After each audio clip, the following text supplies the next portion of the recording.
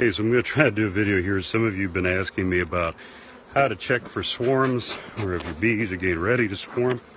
And so we'll go ahead and kind of give you an idea. This is a pretty strong yard here. I've actually just been getting them supered to help with swarming. Also, we got a bit of a flow going on right now. Actually, I just noticed there's one I've missed.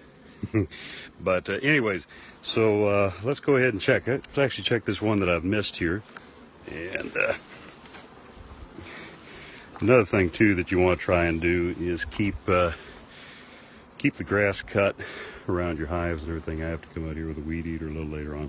Okay, so here's some things that I'm noticing already. I haven't even opened this hive yet, but if you see these little white casings, that's chalk brood.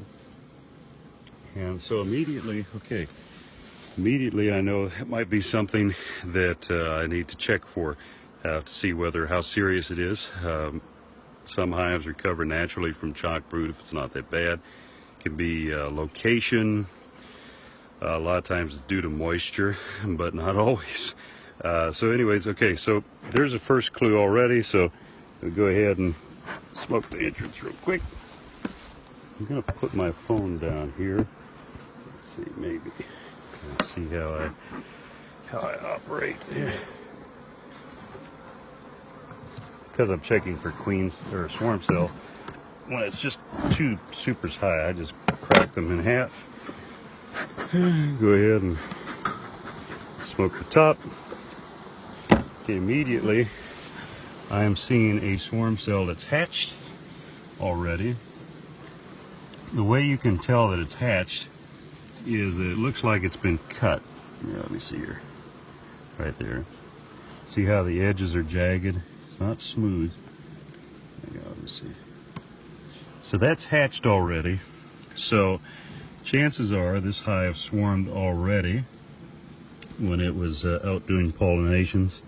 This looks like another one here. If it was, they've torn it down. Okay, so when you already have a swarm cell that's hatched, chances are it's swarmed already.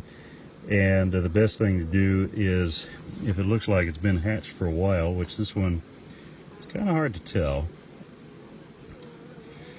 Next thing you want to do then is to check for brood. And here, I'll put this down here again. There you go. And see if the new queen has started to lay already.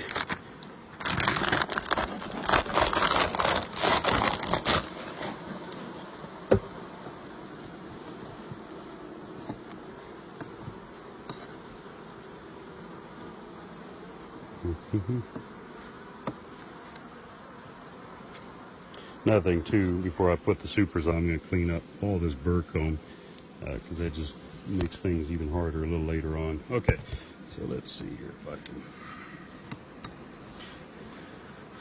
Usually you always want to start by taking a frame out from the side and then working your way in, just so you're not crushing bees. A lot of times though, when I'm in a hurry, I'm having to do a lot of yards, I'll just look for a frame that doesn't look like it's too jammed in there. I'll kind of go right for the heart. Now, if you see here, there's actually a lot of larvae, solid pattern. Now, of course, question comes up, well, this looks rather spotty, but a lot of that can be due to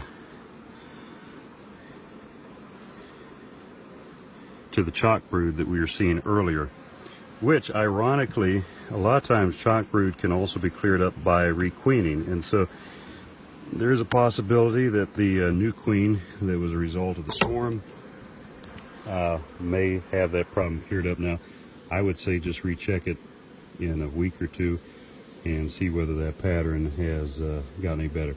For right now though, I'm going to go ahead, and those of you wondering when to smoke your bees, when you see the little bee eyes looking up at you, go ahead and give them a little more smoke. And then I'm just going to go ahead and bring this off.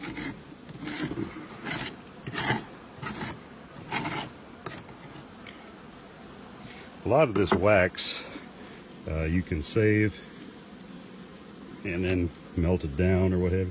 You usually want to try to avoid putting too much of the wax around the hive area because it can attract pests, skunks, raccoons, stuff like that. But anyways, that's kind of an idea. I'll give you an idea of one that hasn't swarmed yet here in a little bit.